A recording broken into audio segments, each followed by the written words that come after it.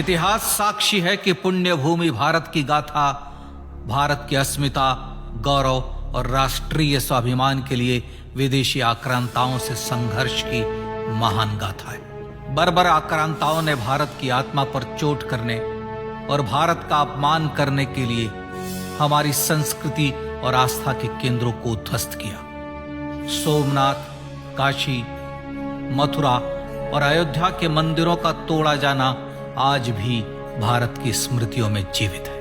सन 1528 में अयोध्या में भगवान श्री राम के मंदिर का मुगल आक्रांता बाबर द्वारा तोड़ा जाना ऐसी ही एक अक्षम्य घटना थी जिसने सीधे भारत के सम्मान और आत्मा पर चोट की थी। कारण साफ था, अयोध्या के श्री राम के मंदिर पर आक्रमण भारत की आत्मा पर आक्रमण था। जहां हर भारतीय के रोम रोम में राम बसते हैं, वह भारत यह अपमान कैसे सहता। राम मंदिर पर आक्रमण भारत को आहत कर गया था। विदेशी हमलावर अपनी बर्बरता दिखाते गए और भारत अपने आत्मगौरव को फिर से पाने के लिए संघर्ष करता रहा। भारत रामलला के जन्म स्थान पर बाबर के नाम पर बने एक ढांचे को देखता और उसे हटाने का संकल्प लेकर शक्ति संजोया करता। हिंदू समाज आत्मसम्मान के रण में डटा रहा और लगातार हमलावरों द्वारा बनाए गए बाबरी ढांचे को हटाने के लिए लड़ता रहा। सरयू कई बार रक्त से लाल हुई। कभी स्थानीय शासकों ने तो कभी साधु संतों और राम भक्तों ने राम जन्मभूमि की मुक्ति के लिए अपने प्राणों की आहुति दी। 74 बार युद्ध हुए। हम कुछ मोर्चे हारे, पर रण जीतने का संकल्प कभी कम नहीं हुआ। हिंदू समाज तलवारों से रक्त रंजित हुआ, पर उसने हार नहीं मानी। उसका संकल्प अजेय था। 15 अगस्त 1947 को देश की आजादी के साथ सैकड़ों सालों से चले आ रहे इस संघर्ष में नई ऊर्जा और एक नया मोड़ आया। अचानक 23 दिसंबर 1949 को बाबरी ढांचे में श्री राम लला प्रकट हुए। हजारों राम भक्त दर्शन के लिए उमड़ पड़े। तत्कालीन प्रधानमंत्री पंडित जवाहरलाल नेहरू ने उत्तर प्रदेश सरकार को श्री राम लला को विवादित ढांचे से हटाने का आदेश दिया। उत्तर प्रदेश सरकार ने अयोध्या के कलेक्टर को यह काम दिया और यह निर्देश भी कि जरूरत पड़ने पर वे बल का प्रयोग भी करें। अयोध्या के कलेक्टर ने सरकार को उत्तर दिया कि यह नरसंहार के बिना संभव नहीं है और फिर भी वह ऐसा चाहती है तो किसी दूसरे कलेक्टर से यह काम करवा ले। परिणाम स्वरूप रामलला की मूर्ति वहीं विराजमान रही। विवादित ढांचे को बंद कर दिया गया। केवल पुजारी को सेवा अर्चना के लिए भीतर जाने की अनुमति थी। फिर भी राम भक्त विवादित ढांचे के बाहर से प्रभु श्री राम की आराधना करते रहे। भारत के हिंदू समाज के लिए चुनौतियां और बढ़ गई। मामला अदालत में गया। विपक्षी दलों द्वारा अदालत में भगवान श्री राम के अस्तित्व पर सवाल उठाए गए। उनके अयोध्या में ही जन्म लेने का प्रमाण मांगा गया। भारत का जनमानस अब आहत हो उठा था।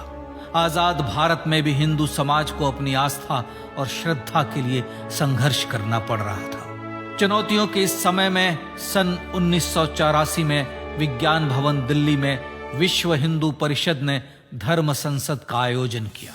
इस संसद में देश भर के संतों ने राम जन्मभूमि की मुक्ति के लिए आह्वान किया और राम जन्मभूमि मुक्ति यज्ञ समिति का गठन किया। धर्म संसद ने राम जन्मभूमि की मुक्ति और वहां भगवान श्री राम के भव्य मंदिर बनाने के भारत के जनमानस के संकल्प को फिर से दोहराया। विश्व हिंदू परिषद के नेतृत्व में मंदिर निर्माण के लिए पूरे देश में अभूतपूर्व आंदोलन की शुरुआत हुई। श्री राम जन्मस्थली मुक्ति यज्ञ समिति के साथ देश भर में राम जानकी की रथ यात्राएं निकली। राम लीलाओं में राम कथा के माध्यम से भारत का आम जन फिर से जुटा। अब सबके मन में एक ही प्रण था, एक ही लक्ष्य था। अयोध्या में जन्मभूमि पर भगवान श्री राम के भव्य मंदिर का निर्माण। सन 1989 में विश्व हिंदू परिषद द्वारा गांव-गांव से रामशिला पूजन करके अयोध्या भेजी गई। 2,75,000 गांवों से रामशिलाएं अयोध्या पहुंची। भव्य राम मंदिर के शिलान्यास का निर्णय हुआ। पूज्य संत महात्माओं और हिंदू समाज के अन्य प्रमुख नेताओं के निर्णय के अनुसार अनुसूचित जाति के प्रमुख नेता श्री कामेश्वर चौपाल ने 9 नवंबर 1989 को मंदिर निर्माण का पहला पत्थर रखा। राम जन्मभूमि पर मंदिर निर्माण के लक्ष्य की पूर्ति के लिए सन 1990 में सोमनाथ से अयोध्या के लिए श्री लाल कृष्ण आडवाणी ने रथ यात्रा की शुरुआत की। देश में जन भावनाओं का ज्वार उबड़ने लगा। श्री लाल कृष्ण आडवाणी के रथ यात्रा के साथ साथ मंदिर के लिए जन समर्थन बढ़ने लगा और छद्म सेकुलरवाद बेनकाब होने लगा। इस जन आंदोलन को रोकने की तमाम कोशिशें हुई पर सब व्यर्थ हुई। विश्व हिंदू परिषद ने देशवासियों से अयोध्या में जन्मभूमि पर मंदिर निर्माण के लिए 30 अक्टूबर और 1 नवंबर 1990 को कार सेवा का आह्वान किया। परिणाम स्वरूप लाखों राम भक्त कार सेवा के लिए देश के कोने कोने से अयोध्या आए। इससे देश की एकात्मता का विराट दर्शन हुआ। कार सेवकों को रोकने के लिए उत्तर प्रदेश के तत्कालीन मुख्यमंत्री श्री मुलायम सिंह यादव ने अयोध्या में परिंदे को भी पर न मारने देने की घोषणा की। स्थितियां गंभीर हो गई। अयोध्या से 200 किलोमीटर दूर रेलगाड़ियां रोक दी गई। अयोध्या युद्ध भूमि बना दी गई। मार्ग बंद, रेल बंद, चप्पे चप्पे पर पुलिस।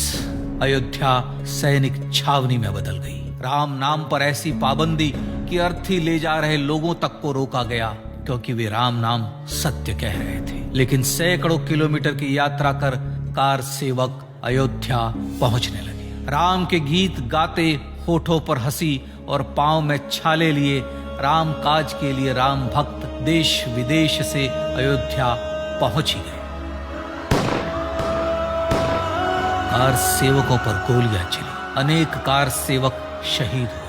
आजाद भारत में जन्मभूमि पर राम मंदिर के लिए कार सेवकों ने फिर एक बार अपना बलिदान दिया, पर कार सेवकों ने विवादित ढांचे पर भगवा फहरा ही दिया और इस तरह कार सेवा सफल हुई। श्री राम जन्मभूमि आंदोलन ने भारत की सुप्त आत्मा को झकझोर कर जगा दिया था। विश्व हिंदू परिषद ने फिर एक बार 6 दिसंबर 1992 को कार सेवा का आह्वान किया।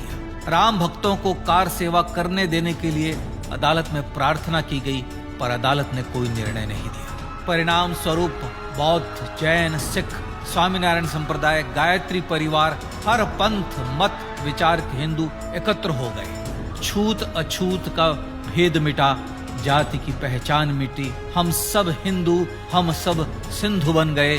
राम सिंधु में ज्वार उठा और देखते ही देखते 6 दिसंबर 1992 को श्री राम जन्मभूमि से बाबरी ढांचा सदा के लिए हट गया।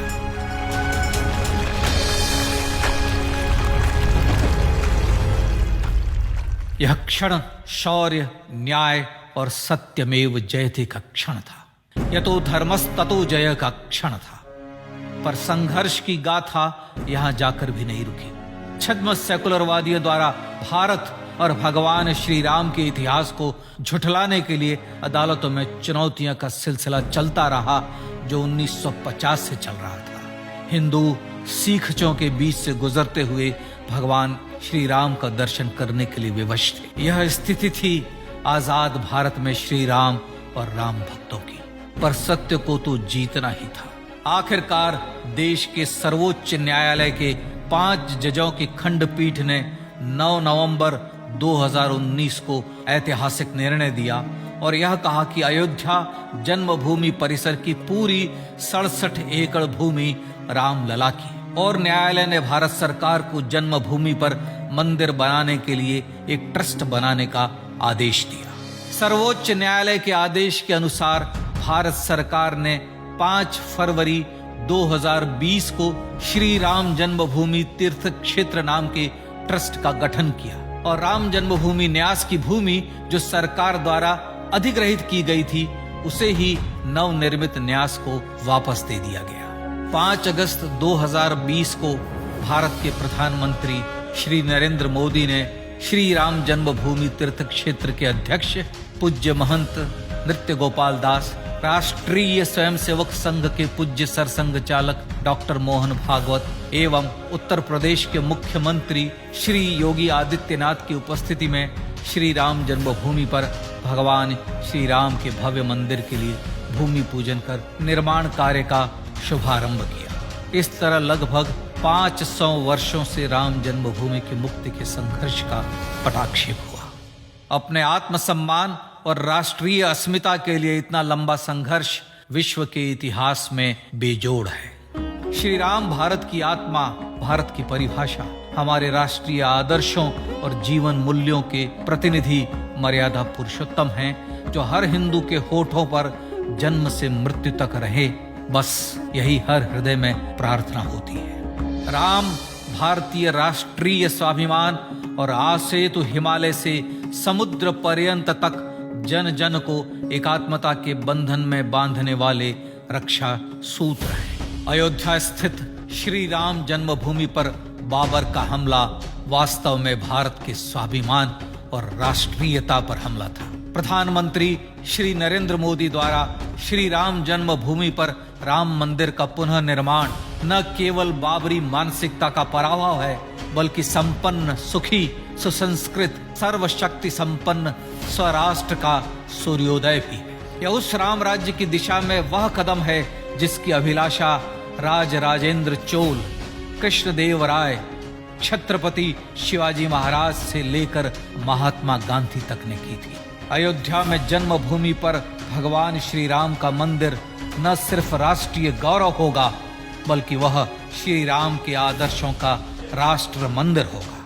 अब वह महान संकल्प पूरा होने जा रहा है। आइए इस राम यज्ञ, राष्ट्र यज्ञ में जिन ज्ञात और अज्ञात भारतीयों ने अपनी आत्माहुति दी है, उनका पुण्य स्मरण कर उन्हें श्रद्धांजलि दें।